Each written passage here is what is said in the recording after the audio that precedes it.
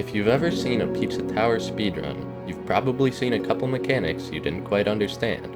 High jumps, insta-turns, or even Eric's. But if you've seen a tool-assisted speedrun, well, let's be honest, most people won't even begin to figure out what's going on here.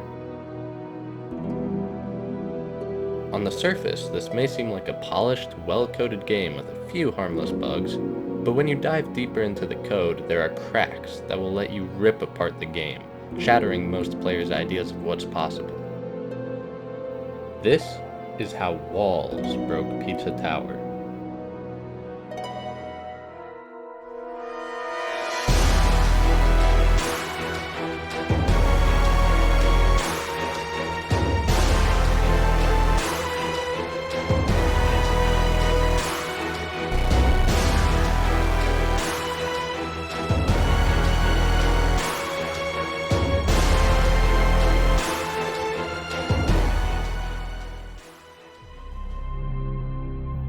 Before we can cover the topic at hand, there are a couple things you'll need to understand first. I'll be picking select mechanics, explaining how they work, and defining what causes them. If, for some reason, you don't know Pizza Tower's basic moveset, go take a look at someone playing through the tutorial, then come back to this video. Now, let's start off with the simplest concept, and one of the first fundamental pieces of speedrun tech discovered after the game's release: the fastfall. What is a fastfall, and why does it work? Luckily, that first question is pretty easy to answer. This is a fastfall. It puts you in a grab state with a vertical speed of 10. The second question is a little more complicated. A fastfall is done by grabbing and diving on the same frame. When the game updates the state you're in, changing states twice in one frame will cause both the effects of each state change to occur. However, the game has to choose one state to override the other. In this case, the grab logic gets processed after the dive logic, so the grab animation takes priority. This causes the game to put you in a grab state with the downwards velocity of a dive. This bug with state change overrides is what gives us the majority of fundamental speedrun tech, such as the uppercut cancel. Much like the fastfall, an uppercut and a mock run are started on the same frame, only this time the mock run takes priority, letting you get the uppercut's height, but being in a mock run lets you keep your speed. Now that you know what uppercut cancels are, we can tackle one of the least understood mechanics in the game: Eric's. Let's break these down frame by frame. We start off with a fastfall. From here, you do a mock cancel so the grab animation stops on the same frame that you become grounded. Now, you can do an uppercut cancel and change which direction you want to go. But wait, why didn't the speed get killed when doing the mock cancel? Well, it's pretty simple. When you do a mock cancel, your move speed doesn't get killed until a frame after the grab cancel animation starts. But if you do a mock cancel and try to start running again, it will still kill your speed. So why does this only work with an uppercut cancel? This is the uppercut code. Don't focus too much on the top, I just left that in so you know what we're looking at is actually the uppercut. Down at the bottom, line 314 sets your move speed to your current HSP when performing an uppercut. So when you do the mock cancel, the game prepares to kill your move speed, but by doing the uppercut on the same frame your move speed would get killed, you keep your move speed by setting it equal to HSP, because HSP will only update the frame after move speed changes. This is due to the fact that HSP is a function of move speed and another surprise variable that'll help us later. The fact that HSP is a function of other variables means that it requires values from previous frames before it can calculate the current frame's value, causing the offset between the move speed update and the HSP update. The last thing you'll need to understand is mock bouncing. This is a very underappreciated exploit for those who are not yet familiar with important TASing mechanics. Normally, when you let go of your run key during a wall climb, you get put into a falling state and get pushed away from the wall for a couple frames. However, it was found that if you buffer an uppercut before letting go of the wall, you get the full grounded uppercut height rather than the midair uppercut height. This means that when you let go of the wall, the game thinks you are grounded for a single frame, and you're able to start a mock run off the wall, not by wall jumping, but by pressing run frame perfectly when you release the wall. This has no viable use case yet for real-time runners, due to the fact that starting a mock run puts you at 6 move speed, while a wall jump sets you to 10. However, this is invaluable for tool-assisted speedruns. Why, you ask? Well, now that all of the baseline movement tech is covered, we can finally get into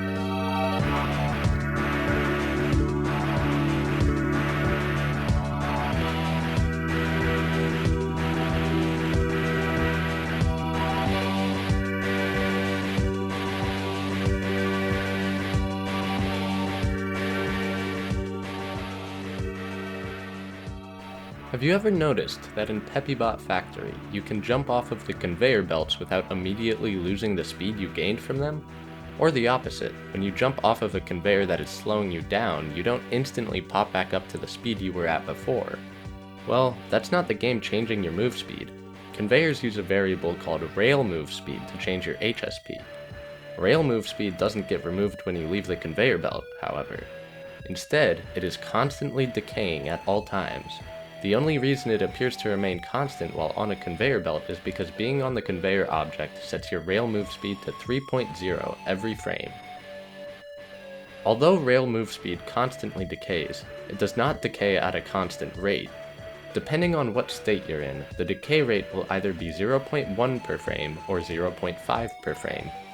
Any type of mock run state will fall into the 0.1 per frame, while just about anything else, like grabbing, walking, or power bombing, will set the decay rate to 0.5 per frame. Now why exactly does this matter? Let's take a look at the HSP code again.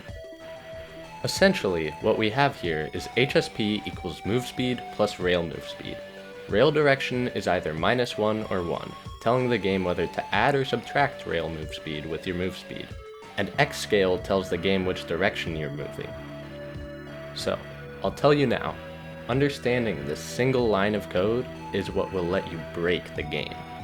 And I've already given you enough pieces of the puzzle for you to figure out how to do it. If you'd like to pause the video for a minute and try to spot why exactly the code here is flawed, feel free to do so. If you haven't figured it out on your own, the issue with the code is that you can force the function to be recursive. Remember that little line in the uppercut code that sets move speed equal to HSP?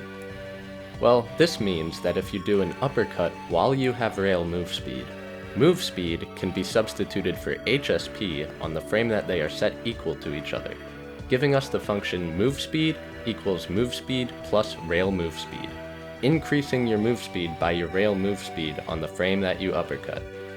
Now, obviously, this alone isn't enough to wreak havoc on the game's movement system, because an uppercut makes you lose speed very quickly.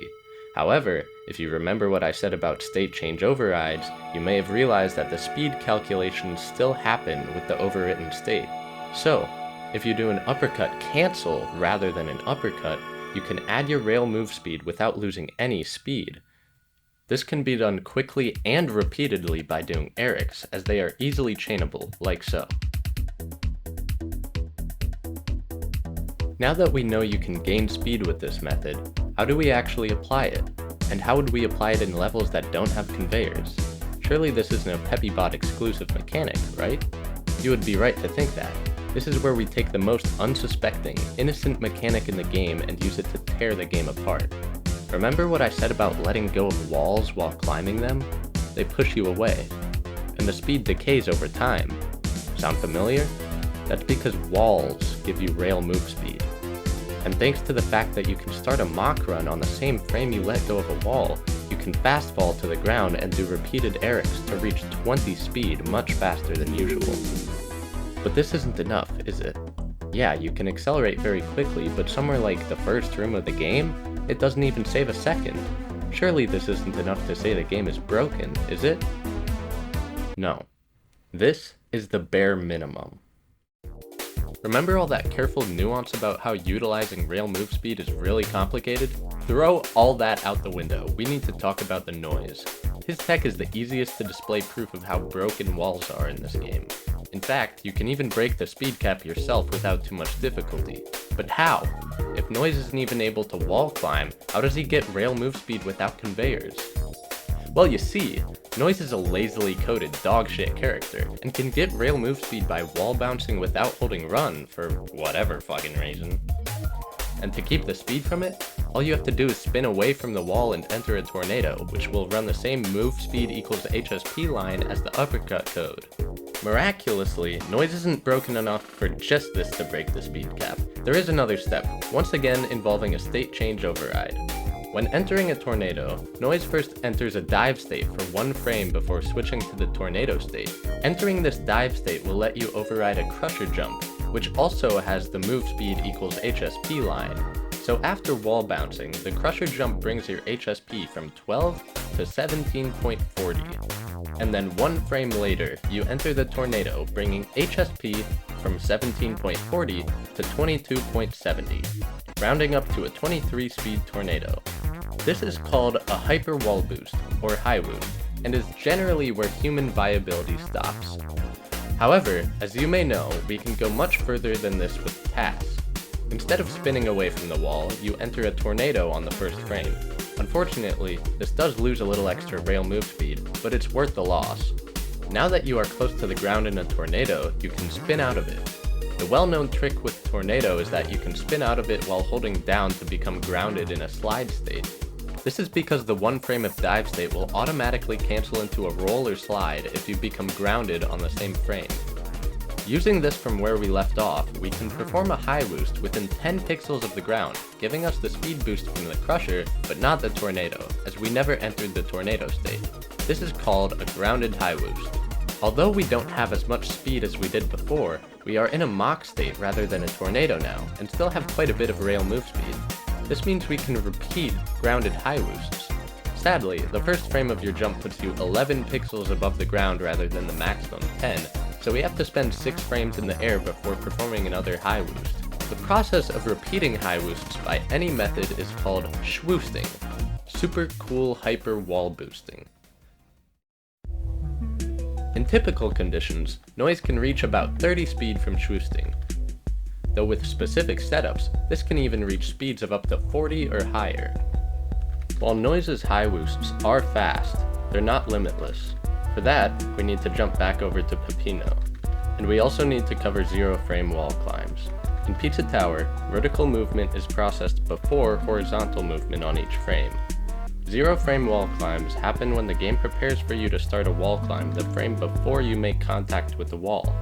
But if you move above the wall, then the game will check to make sure you're actually climbing something, won't find anything, and will run the start wall climb and end wall climb code on the same frame, which will A, set your vertical speed to 0, and B, allow you to get rail move speed. The interesting thing about 0 frame wall climbs, though, is that you can do them while moving downwards as well.